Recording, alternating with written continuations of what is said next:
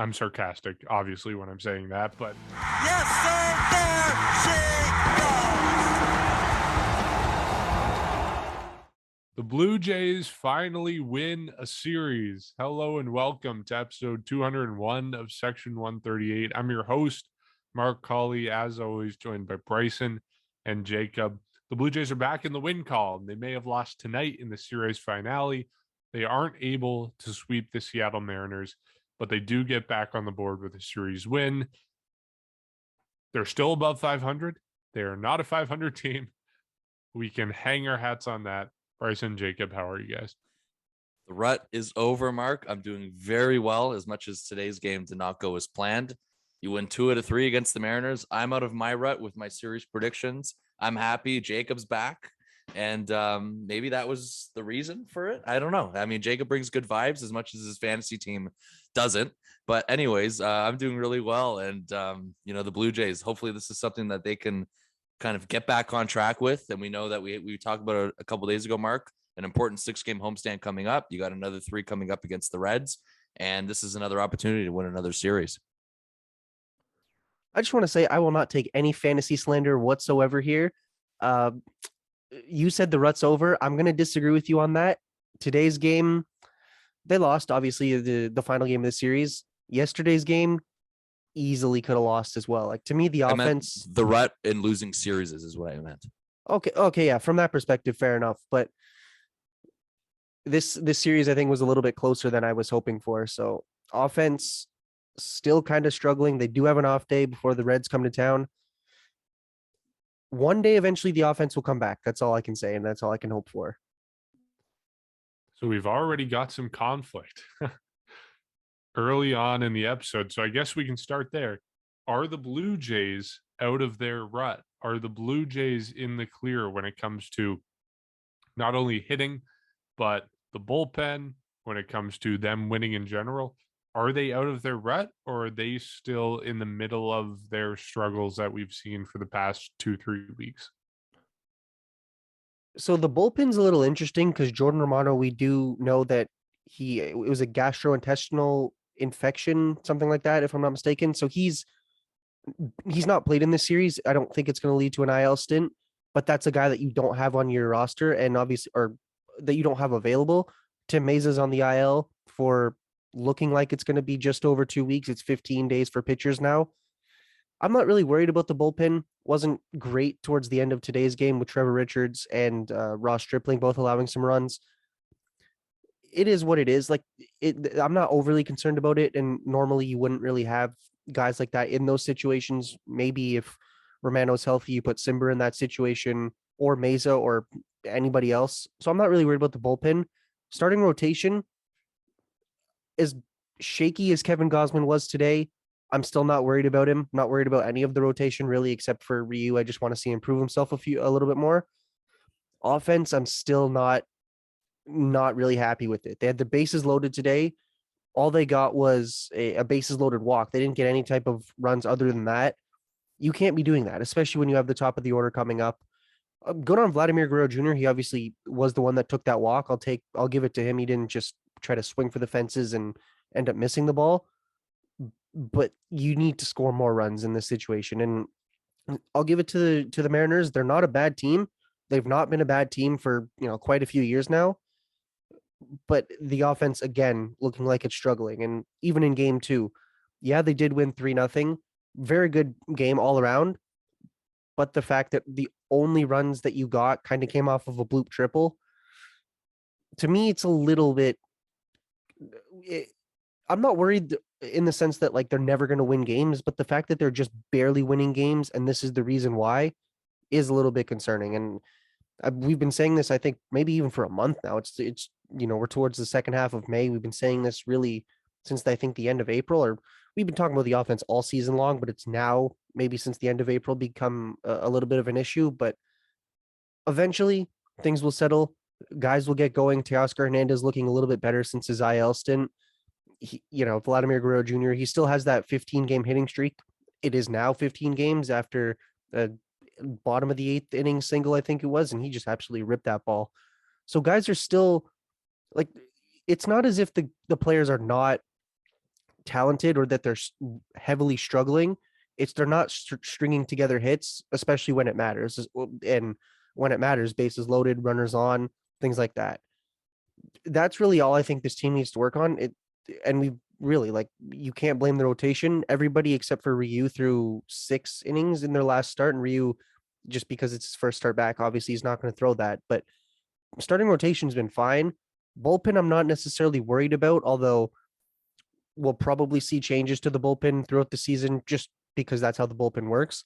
The offense, though, you're pretty much seeing your key guys play, and the results are not necessarily there. And unfortunately, now Lourdes Gurriel Jr. left today's game with, I believe it was hamstring tightness, is what they were calling it. I don't think we've gotten an update since then.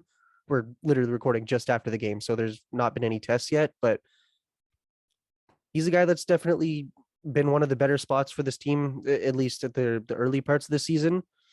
All I can hope is that this isn't necessarily a trend of this team really isn't clicking offensively, because we know it's a lethal offense, second in the league in runs last season, one of the best with runners in scoring positions. It's just not been there this season, and things I think need to be a lot better. You're facing easier teams now. I think that's fair to say. Uh, Going into like this series, they had one of the hardest schedules. I think it was the hardest schedule out of any team, but going forward, 4th easiest. Now, obviously, things can change, and that's not to say that, oh, you have easy teams, you're automatically going to win. But hopefully, this allows them to get into more of an offensive groove. And even today, really, I think it was Diego Castillo was pitching towards or I think it was in the last inning of the game. He was all over the place, and still, Blue Jays could have taken advantage of that. Got some runs, got some hits, string them together. Didn't, and I'm not going to say that one inning is reflective of the situation, but it's situations like this where you have the opportunity to get hits. You have a series that it's going to be close regardless, but you need to get those runs in. You need to get on base. You need to take advantage of when guys are on base. So that's really all I'm nervous about or concerned about still. Do I think it'll settle in, or do I think it'll get a lot better? Absolutely. We know that this offense is good and can be extremely good, especially with guys like Bichette hitting over 300 this month. Guerrero still with those hits. Matt Chapman still needing to, get back into a groove, hitting still under 200. Same thing with Teoscar Hernandez. But like these are guys that are established and they will get better throughout the course of a season. So I'm not like wishfully thinking that this offense will get better. I know it will, but it's definitely worrisome that it still hasn't, and we're in week 6 of the season. Yeah, I'm going to disagree with you just a little bit. I think personally you were a little too harsh on the offensive performance this series, because it just feels like, I think to expect changes in it with the snap of a fingers over the course of 3 games I think it's a little bit asking for too much. This is something that has been discussed, I guess, pretty much the entire season, and something that's been highlighted over the course of the last 2 episodes is that you need to see flashes and you need to see some sort of signal and slow turning points before you get to that point. And I just think besides game 3, obviously the game 3 was kind of reverting back to their old ways. I mean, game 1 and 2 is pretty much something that I thought we saw a lot better performance of. If you want to call it a bloop triple in game 2, as far as I'm concerned, the Blue Jays deserve a break, and it's one of many that they deserve. And I don't really look at it as them getting lucky or whatnot. Obviously, it was a bad read by Steven Souza Jr. in the outfield, and that was pretty much what allowed Springer to go to third. But at the end of the day, they got those runs in, and they found a way to win that game. And I thought game 1 was even more of a bigger highlight from that. I mean, the runners in scoring position numbers were there. In game 1, you went 3 for 9 with runners in scoring position.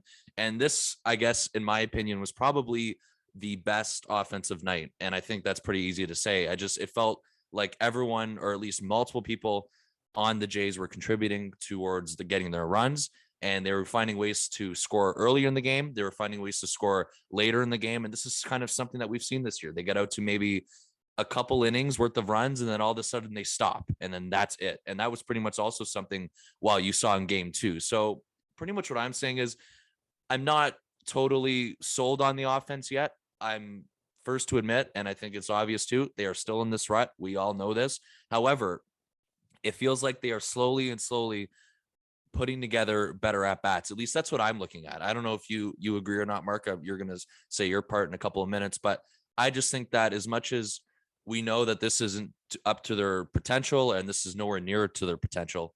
They are still it feels like they're still slowly starting to get there in the right direction. And I don't know how long it's going to take. I don't know, how quickly or exactly is what I'm saying is I don't know how long it's going to take, but as long as we're somewhat seeing flashes of that, it's better than nothing.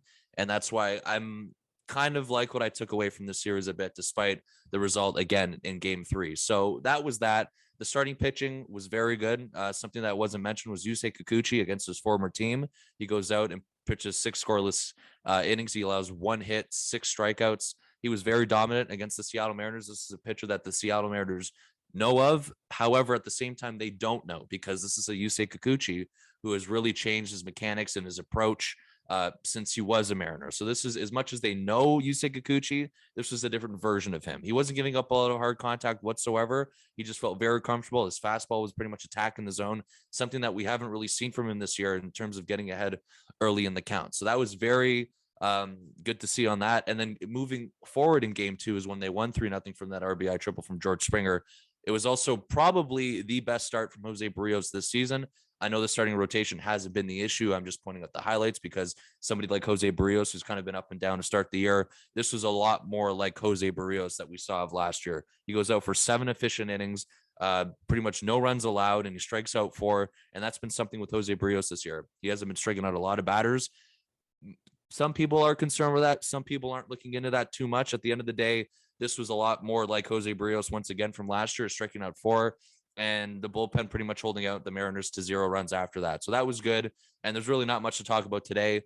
I wouldn't say Kevin Gausman was shaky today. I think, in my opinion, that as much as he wasn't sharp, and I think this was probably one of definitely his worst start of the year. And he wasn't even that bad. I just think that he wasn't shaky, but he wasn't sharp. We saw the early base runners. He was allowing bases loaded in the first inning. We saw overall he was allowing a lot of base runners, wasn't striking out a lot of guys with a splitter today. It just felt like the Mariners really had him under control with that, and they weren't chasing, something that the rest of the league, quite frankly, has been doing since April. So that's pretty much what you got out of that. You have a couple opportunities, many opportunities today to get back into the game. A couple bases loaded opportunities that you had. The Jays couldn't get this done.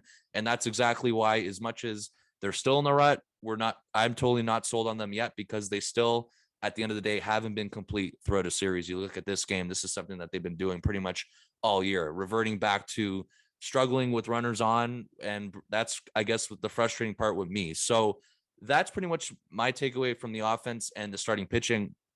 The bullpen, however, Jacob, I think you said you weren't concerned. I would probably say I'm a tiny bit more concerned than you are. Not overly concerned, though, just because, again, you're seeing a lot of guys still pitch pretty well for the most part. Or I should say some guys, and you were dealing without Jordan Romano, like you said.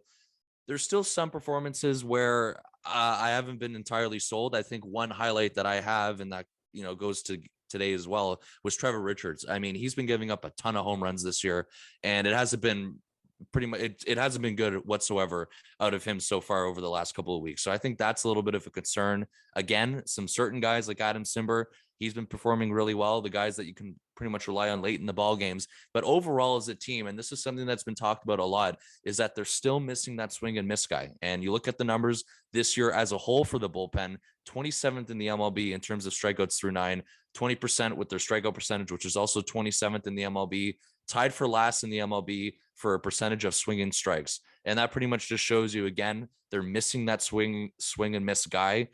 The bullpen is not a finished product. It is going to probably, most likely, almost certainly be addressed at some point this season. So again, at the end of the day, I'm fine with the outcome of the series. A few things that I really enjoyed. And of course, a few things, again, where you just know that it's unacceptable. And I think a lot of that we saw in game 3. But at the end of the day, you had 2 games out of 3 where your offense was a lot better than what we've seen for the most part of the series. I'm not jumping up and down just yet. We need to see more. And you have another opportunity this weekend to do that in this homestand. Yeah, by all means, I am happy with this series. It's a measured happiness, a reserved happiness. There are still very big problems with the Blue Jays, and problems that we've seen pop up over the past series, over the last 3 days, that we didn't anticipate and are going to cause problems for the Blue Jays moving forward. But this series in isolation, yes, it's good. And I think I'm leaning more towards you, Bryson. This performance doesn't indicate much, but to me, what it tells us is that the Blue Jays are hopefully, finally, fingers crossed, turning a corner. It is a sign of that. And even if they aren't turning a corner, we haven't seen a sign of them turning a corner really at all. The last time we saw this sign was, I guess, the eighth inning on, was it Saturday at Tropicana Field?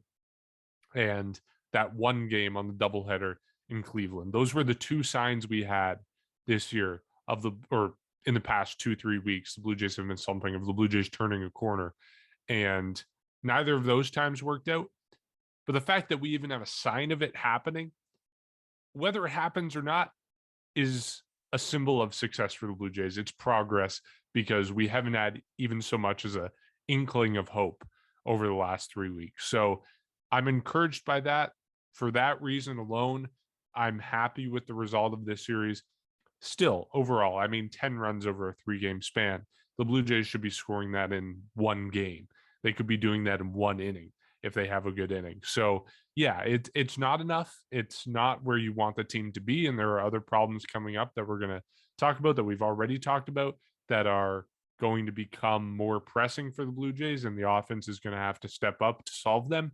But it's encouraging to see them start to turn a corner where we haven't seen them even show any signs of life so often over the last 3 weeks. So I side with you a little bit more than Jacob, but I see both sides. I think every fan, every fan right now, even if you are happy with the result of this series, it's a measured happiness. It's a reserved happiness. You're kind of quietly cheering, but still very cautiously optimistic about what we're seeing from the Blue Jays. The thing that does encourage me is that, while the Blue Jays as a whole seem to be finally, hopefully, turning a corner, individual players are really getting going. We know we've talked about the Vladdy hit streak. Santiago Espinal also has his own hit streak. Matt Chapman seems to be heating up a little bit, or at least getting a bit more lucky with balls no longer dying on the warning track in center field. And instead, we know he got a hold of one of them in today's game. So we're seeing individual players really heating up. And I think, to me, that indicates the Blue Jays are for real turning a corner. But as with anything, we'll wait and see. We talked about the bullpen. That is an area of concern now. That is the most pressing issue for the Blue Jays now. Jordan Romano unavailable for a couple days now, maybe for a few more days. Who knows how long he's out. Blue Jays don't anticipate him needing an IL stint. Tim Meza is on the 15-day IL. By the sounds of it, the prognosis is good for him. You never know with that type of injury, and everyone's holding their breath until he's back and healthy and pitching every day. Those two guys present a problem for the Blue Jays. Let's just focus on Tim Meza. The bullpen, as is, hasn't been phenomenal. They were already struggling in the month of May. Their performance had gotten worse from what it was in April. And now you add in losing a guy like Tim Meza for the better part of a month. Is that a big area of concern for you guys? Should the Blue Jays make a move? How do they solve this problem? Can they solve this problem when it's only May 18th and the trade deadline is still 2.5 months away? Well, the one benefit Tim Meza has is he is a lefty, and pretty much everybody else you named are not lefties. They're all righties. Romano, Simber, Richards, even throwing David Phelps. He's had a great season so far. Garcia, these are all righties. The only guy I think they could use in this situation, and I know this is maybe not the popular opinion, but Taylor Saucedo, still a lefty. Maybe that gives him Ryan Brucky as well. And Ryan Brucky, yes, true. So they have a few options. I think the issue for me is, how are they going to redistribute the innings? If you're with, specifically, Romano was not available in this situation or in this series. Yesterday's game, it was Tim Meza in that Jordan Romano situation. Instead of him closing, it was Meza, or it was Simber. So Simber's probably not going to pitch today. Didn't pitch today, obviously, but likely, even if he, you didn't think he would. Maybe he's available tomorrow. or in the opener against the Reds. But the point is how are you going to redistribute those innings? And if Tim Mesa's out, do you give maybe David Phelps those situations, or Ryan Barucki that type of or those types of innings, or even in more just eating an inning type of situation, or just a high leverage that's not necessarily a closer or specific matchups. You just need to get guys out. If Adam Simber's now not that guy, do you give it to Trevor Richards? Or, I mean, he's kind of been scuffling, but is it him? Is it David Phelps? Is it Jimmy Garcia? How is that going to work? And hopefully with Jordan Romano, it's just short term. I have no idea. I've never even heard of, or at least in recent memory, of a player having this type of issue, but it's looking like it's not an injured list type of situation. If that's short term, then basically everything else I just said is not necessarily the biggest concern. But with a guy like Tim Mesa, you're probably not going to get him back until June. Where do you fill in those roles? And in the roles that, like in a healthy bullpen, if you have Tim Mesa in certain situations, you can afford to put Ryan Barucki in other situations. Now, who do you fill in for Ryan Barucki, if that makes sense, like in those types of situations? And guys have been scuffling. Like, let's be real here. The team has had one of the hardest schedules to this point. So all of the players that needed to be good, they've been good for the most part, but I think the struggles were a little magnified when the team's only scoring like 1 run a game. I think as of going into today's game, it was a 3.6 runs per game for the Blue Jays, which is 22nd, I believe, in the league, and they only scored 1 run today, so I'm sure it's a little bit lower. But when you're barely scoring any runs, the struggles from the bullpen are definitely going to be magnified. Now you take away, and specifically talking about Mesa, you take away a guy that's a key contributor in that bullpen. How are you going to have other guys take over for that? Because you still don't have Nate Pearson back. Like, he obviously is not a lefty, but one of the things with Ryu coming back is you can throw Ross Stripling in the bullpen, and now you have more depth. Is that depth going to be over tested now? I'm not entirely sure, but I think the one good thing, if we're talking about good things that this bullpen kind of get, is it is rest. Kevin Gausman only went 5 days or 5 innings today, but Manoah threw 6, Barrios threw 6. Consistently, guys are throwing 6 and 7 innings throughout their last 1 to 2 trips throughout the rotation. So if you only need to cover 3, maybe 3 and a third, at most 4 innings each game out of your bullpen, I think that's honestly fine. And you can say the guys that normally would pitch like every day or multiple innings don't necessarily have to. But as of right now, I don't know. Like, part of me wants to be concerned about the bullpen, but I also just kind of want to see how it's worked around first. Because if you just said, guys are struggling, totally fair. And I would say, yes, that's absolutely fair. But I want to see how are these struggles going to be worked around, because at least with the bullpen, you do have more flexibility. It's not like if your third baseman struggling, you have no choice but to still play that guy because he's the best third baseman. And I'm not just pointing out Matt Chapman. I'm just saying position in general. Like, take any position in that matter. But like, if you have a guy that eats innings and that's the guy's only job, you can still work around that and have somebody else do that, or put somebody else in high leverage spots. Like, kind of like when you're a shift worker, you can just have somebody else come in and do that job temporarily. I think the Blue Jays have the assets to do that. Depth is definitely going to be tested once more.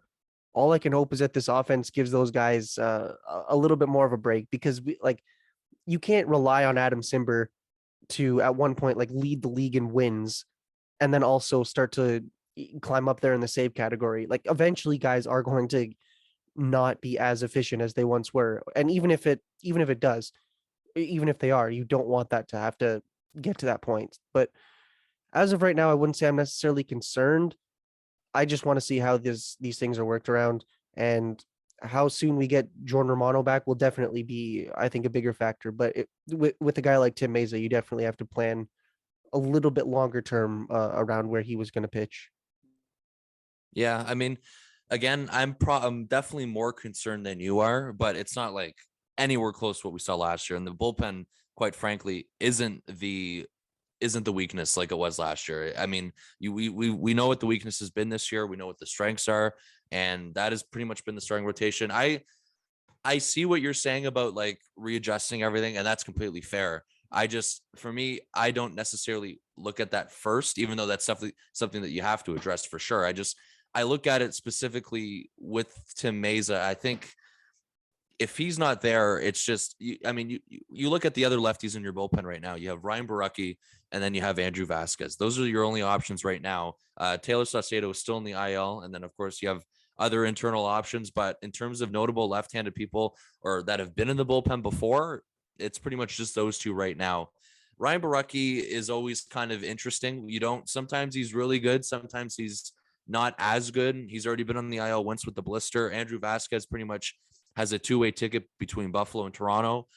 The depth there in terms of lefties definitely isn't strong. I mean, that's pretty much completely fair to say, I think. And that's why the Tim Meza thing is definitely concerning. It was good news today, though, saying how they believe that it's not elbow or it's not structural damage to his elbow. It's more with his forearm, which is definitely a sigh of relief knowing his injury history and pretty much having Tommy John surgery a couple years ago. So that's definitely something that you, I guess, are happy with. But at the same time, you were talking about it. One of you guys mentioned it. It's a 15-day IL now. You got 2 weeks without him. Who knows when he's going to be back? And, having a lefty out of the bullpen definitely is important, still remains important today. And that's why the depth is definitely not completely, it's there somewhat, but it's not the greatest. And I think that's very obvious for that reason. And, you look at last year, the Jays made the move last year very early when they got guys like Adam Simber, when they got guys like Trevor Richards. I don't know if they make a move early again this year. It definitely wouldn't surprise me knowing that they've done it before, but I don't know. Other than Nate Pearson, you really don't have any internal options because Nate Pearson's coming back. Mark, we discussed it a couple days ago. If Nate Pearson's back, do you throw in the possibility of a 6-man rotation? This was a conversation that we also had because of the schedule in June is pretty much very similar to what we saw in April in terms of the games played and the off days. So there's kind of question marks there, but the good news is Nate Pearson is on his way back. And that's what you were mentioning too, Jacob. So that is good news. However, other than him, there's not really anyone in Buffalo right now that you can kind of be confident with saying this guy, has a future with this bullpen or will be up at some point with this bullpen. I guess some other guys that have been with the team so far this year was Julie Merriweather's one guy, but he's been off to a rocky start. Trent Thornton's a guy that's always back and forth. We know that the Jays recently signed Derek Holland, but who knows what you're going to get out of him for somebody who's signing on late and's got to pretty much probably go through Florida and then go through the minor leagues if he wants a shot at making this bullpen at some point this year. So it concerns me because of the lack of swing and miss. And it's pretty much been an obvious concern throughout anyone. If you ask any Blue Jay fan about that, or just see it all over social media, or you see the numbers about it, that is the one area of concern. There's not a lot of strikeouts coming from this bullpen. And Jordan Romano, quite frankly, you guys were talking about it. He's dealing with a little bit of an illness right now. He's on antibiotics. They hope he's going to be back in a couple of days. He's kind of been out of rhythm. There was kind of a stretch where he didn't pitch for a week. He showed up a week later. His velocity was down. He got knocked around pretty good. He hasn't really been in rhythm since April. So you got to get him back in rhythm once he does get over this illness. That's one thing that you got to look at it from. And then, of course, that you got guys like Jimmy Garcia who haven't been the greatest over the past couple of weeks. Trevor Richards is somebody I mentioned. He's giving up a lot of homers in the last 7 days. Pretty much an ERA, I think, over 9 in this last 7 days. This was somebody that you were supposed to rely on at the beginning of the year. So the depth isn't the greatest, but again, it's not even close to last year. Not even close. The bullpen is definitely sustainable. In certain parts of the season so far, it was really good in April. This May, it's been a little bit of a rocky up and down swing for certain guys. And then for the future, you have to imagine that there's going to be somebody coming. You hope that Tim Mays is back at some point, but it feels like this is definitely a necessary move that needs to be made at some point in the summer. And I think it's very obvious that there's going to be a move that's coming at some point in the summer for that. So that's where I stand on it. And I don't know, I think guys like Trevor Richards are a lot better than what he's been pitching like, but I'm somewhat confident. I should say I'm confident overall when they're pitching really well, but when there's stretches like this, when they're not, and there's a couple guys that are going up and down, it definitely gets you wondering, the confidence and how much you can really trust them in certain situations. And I guess in this case, really close situations, because we know that the weakness all year has been the offense. We know the margin fair has been very noticeable. We know that the starting rotation's got to do really well in order to maybe limit the use of the bullpen, limit those readjusting questions that you had, Jacob. throw out a starter for 7 innings. It's pretty easy. You go through 2 guys in the 8th and 9th. It's not always going to be that easy, but that's also one thing you got to look at it from. But the depth overall still is a bit concerning because, again, after Nate Pearson, who do you really have in the farm system that you're very confident with that can come up here right now and perform in high leverage situations or be that multi-inning guy out of the bullpen? I hear your point, but I think I'm also in wait and see mode. I think, like, I don't know, bullpens are so weird and unpredictable, and you never know what you're going to get on a given night or if someone's going to surprise you. We know that Ryan Baraki has shown flashes of brilliance in the majors. I'm not saying he's going to come out there and be an instant replacement for Tim Meza. I'm just saying it's a possibility, and I think the bullpen is so unpredictable that you really have to wait and see before you panic. So obviously, like, this news is not good. It puts the Blue Jays in a worse position than they were 2 or 3 days ago, but it's not the end of the world yet. And we have to wait a couple more days, wait a week, or even potentially 2 weeks to see what the full impact of this is, because we could have someone like Ryan Borky step up. We could have someone like Andrew Vasquez step up. We could have someone farther down the system, whether it's Trent Thornton, whether it's Derek Holland, like you mentioned. We could have someone else step up. And I think bullpens are so unpredictable that we don't totally know who that's going to be. Odds are it's going to be a challenge for the Blue Jays, and it's going to put them in a worse position. Then again, maybe that's what the offense needs, because they clearly need something to get them going. And so far, nothing has worked. So maybe a crappy bullpen will do the trick.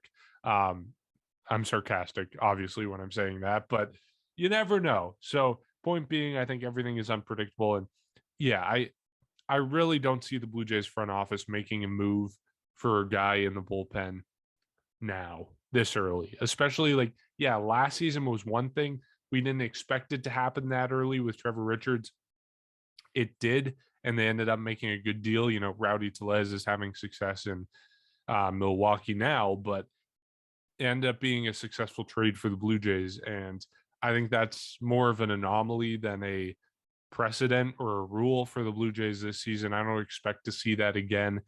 And I think the situations between 2021 and 2022 are night and day. Like you mentioned, the bullpen this year, at least on paper, is so much better than it was last year. The Blue Jays haven't really been blowing games out of the bullpen. You have a bad performance here and there, but they haven't been losing wins because of the bullpen.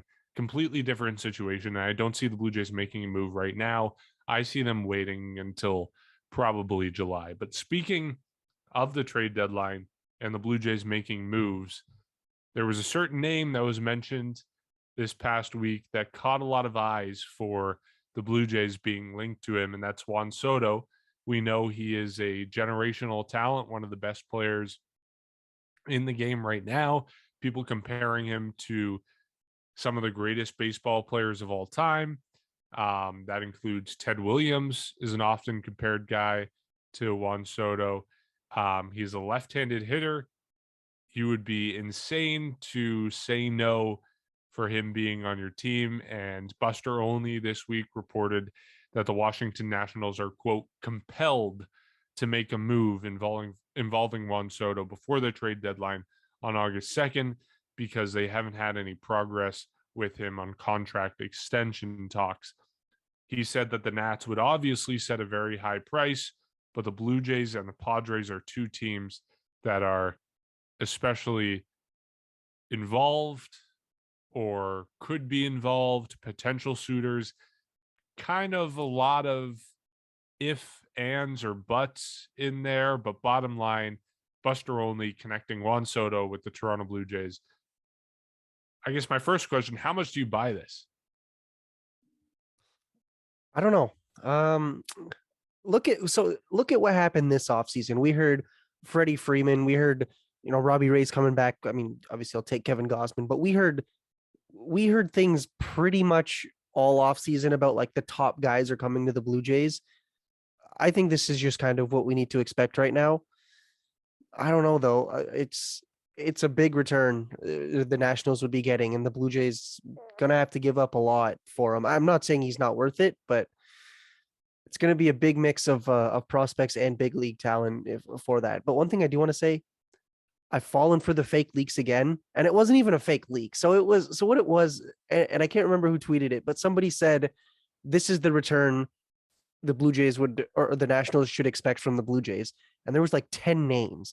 I was reading, I was like this is a lot of names. Jordan Groshans, Gabriel Moreno. I was like, holy crap, like this is a lot of names. And then I realized the guy just took a screenshot of the top 10 prospects, and I didn't realize it until a few seconds later. But like the fact that I bought it for a few seconds proves that like the Nationals justifiably would be getting a massive, massive return for this guy. All I'm saying though is if your outfield is Teoscar Hernandez, George Springer, and Juan Soto, whatever run the Yankees are on, that's going to be put to a stop real soon if that happens. Wow. Mark, I believe Juan Soto is your best player in the league. Correct me if I'm wrong quickly. Yes. No, that he is is the best player in baseball. Oh, we're talking about Well, I thought you were talking about fantasy. Shohei Ohtani last season, blah blah blah. Yeah. Juan Soto is the best player in baseball. Look, again, there was a lot going on in terms of if this happens, if that happens, who knows if the Nationals are going to move him this year or next year. Like it's not even for certain this happens this year. This is something that is definitely starting to loom for them because we know that the offer that he turned down pretty much, I think it was prior to the lockout last winter. It just feels like he's going to go in a free agency. He's not going to sign an extension with Washington. So if you're Washington, this is probably something that you're going to have to deal with sooner rather than later before it's too late. And if that's the case, I'm saying if they decide to trade him and the Jays are maybe one of those two teams, even though I feel like every single team would be interested in Juan Soto, I think you got to go for it. I mean, I'm sorry. I really do. I know there was a ton, it's hard to kind of imagine specific players going back in a deal. Like you look at the Jose Ramirez era where we were pretty much set in stone of certain guys that would go back in a deal for him. For Juan Soto, I can't come to terms with that yet. I've seen a million mock trades today on Blue Jays Twitter because Blue Jays Twitter went absolutely nuts when that report came out, and people were kind of including pretty much anybody that you can name of other than Vladimir Guerrero Jr. in trade offers. And that's why I don't know what the market's like for him. Who knows what they're going to ask for? But if this is the case, a left-handed at bat, him and Vladimir Guerrero Jr., that'd be a pretty good duo. We all know this. And it obviously creates balance. It creates pretty much everything for your team. Again, we don't know how. I'm sure there is some traction to it. Again, I feel it's kind of hard to imagine that not every team would be interested in him, but it just depends on how serious the Nationals are if they really want to go this route. But I feel like in the next couple of years, they're going to have make a decision because again, they couldn't sign him last offseason, and it just feels like at this point he's going to go into free agency, and that's pretty much the question mark. You get Juan Soto, but you got a couple years, and then he's likely going to get a huge deal, probably more than Vladimir Guerrero Jr. is going to get. We know this, and that's why it's pretty tricky. But you got to look at it. I think you got to entertain it. Again, it's hard to say this because we don't know how true it is, but of course, if it is true and there is traction to it, I'd love to see it happen, and I'm pretty sure every other Jays fan would love to see it happen. I did find it interesting, though, that I guess the Jays were mentioned with Juan Soto. I know one guy that's been mentioned on the Nationals a lot in terms of being linked to the Blue Jays is Josh Bell. I mean, there's been tons of names on that. I think Jeff Passan pretty much name dropped him a couple days ago on Blair and Barker. There's been other executives who've been, and I think Buster Olney in that same article pretty much mentioned Josh Bell. So that makes a lot more sense. I think we can all come to terms with that. Another left-handed at bat creates more balance in your lineup. And I think that was the name that we kind of are only really focused on in terms of Washington right now. So that's why hearing Juan Soto out of nowhere definitely was a little bit surprising. And of course, the Padres are the other team who were pretty much linked to him, or at least mentioned in that. So we know that they were also going for Jose Ramirez. They seem to be very aggressive, the Padres, and they've been really aggressive the past couple of years in general. So they're doing their best as well to build that World Series caliber team. And that was Jacob's World Series pick last year too. So the Padres are very good. And of course, I don't know. It's hard to say because again, we don't know how serious it is, but it was just really weird to see. It just felt really weird to me that the Jays were mentioned on it. And then again, Jays Twitter pretty much took off with it. I loved it. I loved the discussions I was reading and all of that. So we'll see. I guess it's something that you got to kind of keep in the back of your head now. Again, we don't know if this happens this year. This can happen in the offseason. This can also happen next season. Who knows? But it's definitely something to probably keep in the back of your head, because you feel like the Jays, if of course a particular team listed, there's got to be some traction, and that they're definitely going to entertain this if the Nationals are open to moving Juan Soto. Feels like the off season all over again. You love it. You love it. these type of rumors. And yeah, I mean, Blue Jays, Juan Soto, like, you would be an idiot to say no to that. Obviously, it depends on what the package is going the other way. As far as the question of whether I believe it or not, like, no. Like, I believe Buster Olney's report. I'm not questioning his reporting, because basically what he said is just rival executives think the Blue Jays could be a fit for Juan Soto, which is true. I mean, Juan Soto could end up anywhere, but the Blue Jays do make sense as a team that is on the cusp of competing for a World Series championship, as a team that needs left-handed hitters, as a team that is going to have a hole in the outfield after Teoscar Hernandez potentially leaves at some point soon, as well as Lourdes Gurriel Jr. potentially leaving at some point soon.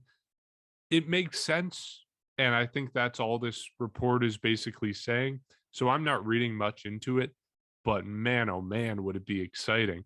It does not come more exciting than this. And I think, like, that's one of the reasons why I think it won't happen. It's just a gargantuan trade. Like, this trade would be the biggest we've ever seen in certainly recent memory for Blue Jays fans, potentially even baseball fans in general. I mean, one trade that comes to mind is even just last season, Max Scherzer and Trey Turner going to the Dodgers from the Nationals. But even that trade, I think, would pale in comparison to getting a generational talent on your team with the potential to extend and past that.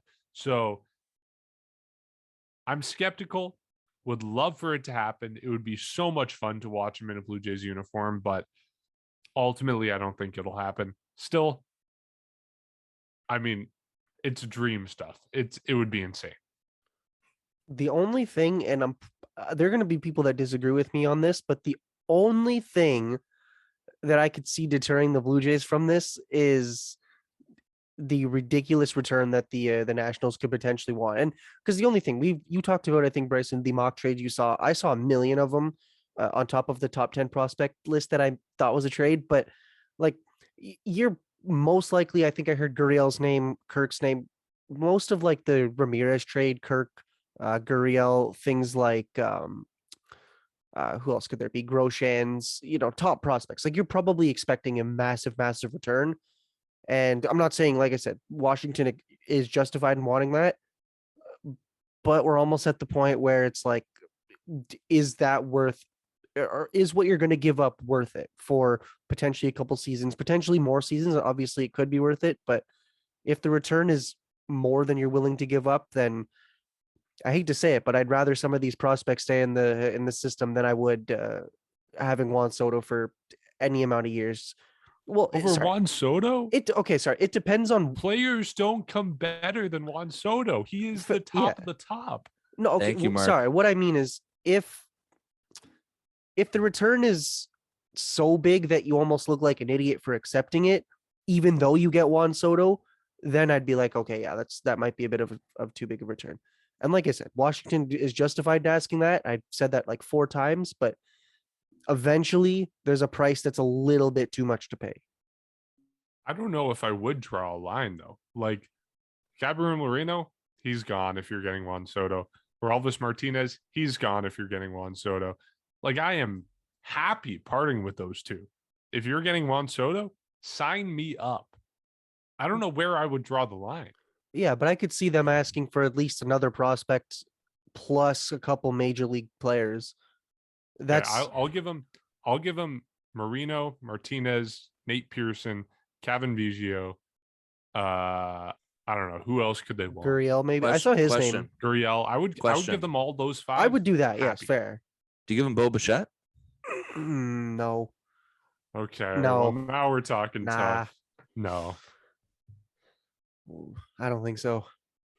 It's a tough one. I know. I saw his name in a few. I'm just saying, but continue. But do you bet on Groshans taking his role? That's, I think, the one thing you'd have to do. I would toss Groshans in there as well. 6-player deal, With it's extra Bichette? fun. I would do it. No. Bo Bichette, I think, because you look at the picture for the Blue Jays right now, they have to win now. They have to win over the next 3-4 years. Trading away Bo Bichette hurts that. So I don't think they want to trade away guys that are under control for their competitive window. Lourdes Gurriel Jr., yeah, you can trade away him because he's a free agent after next season. Same with Teoscar Hernandez. I think that's someone that it might hurt, but you could toss into that deal. I wouldn't toss in Bo Bichette because he's a key part of this team for years to come.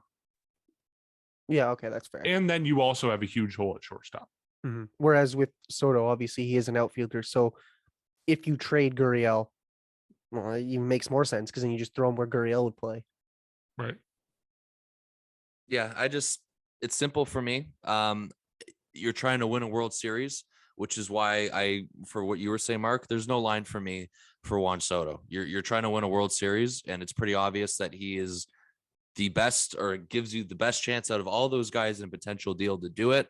In terms of prospects, obviously. And then if you talk about major league talent, like I was throwing at you guys a bit, then you got to probably question it a little bit, maybe a little bit more thought into it, but you're trying to win a World Series and you got to go for it. I said the same thing for Jose Ramirez a couple years ago with Francisco Lindor. I said the same thing for that. You got to go for it. My mindset stays the same. You can make the same argument for what they did with Jose Barrios. You're trying to win now, and that's exactly what it is in terms of acquiring major league talent. We'll just see with this. I assume this is going to escalate escalate a ton as the time gets closer to when the Nationals, have to make this move. No matter what team's interested, you know that this will eventually be the story of baseball whenever it comes up in terms of who's going to get Juan Soto, because it sure as heck won't be in Washington long term unless he has a change of heart last second. But again, all signs point to him leaving when he gets the chance. And if that's the case, the Nationals are obviously going to try and capitalize on that return for whatever they can get. But this is something that is definitely going to be a huge topic for until whenever the heck it ends. One article is all it took for Juan Soto to become the new Jose Ramirez. We're going to be talking about him endlessly until either the Nationals sign him to an extension or he gets traded somewhere. Yeah, it's going to be a lot of fun. Well, this conversation was a lot of fun already, and I can't wait to talk about him for what will probably be another 2-3 months at the very least, potentially ranging into next season. Should be fun. Yeah. Okay, I guess series predictions for this set against the Cincinnati Reds coming up after the off day. It's a 3-gamer, if I'm not mistaken. I'm just trying to. It's a week 3-game. Okay, Cincinnati's terrible, and my predictions have actually not been that bad. So I'm going to say they sweep them. I'm back. My rut's over for my series predictions. You see, we're seeing green on Saturday. Former Blue Jay Connor Overton starts Sunday, and then if you want to go back to Friday, I know I'm not really going in order. You see Luis Castillo. It's still a sweep for me. I agree with Jacob on this one. We both got to go with sweep. You just like how the Jays are matching up as well with their pitchers. Let's get it going this weekend. 3 out of 3. I'm going to manifest it. Clean sweep. Wow. Got to make it happen, Blue Jays. We have a if sweep you lose a game to the Reds, disaster. Okay, well, we'll leave it there. Thanks to everyone who listened to this episode. It's been fun to talk Blue Jays baseball. Looking forward to what the next 3-game set has in store and what the weekend has in store for the Blue Jays against the Reds. As always, you can support our podcast by following us on social media. That's at Section 138 Pod on Instagram, Twitter, and TikTok. You can also rate and review our podcast on Apple Podcasts, on Spotify, or wherever you listen to your podcast. And with that, we will catch you after this 3-game set against the Cincinnati Reds.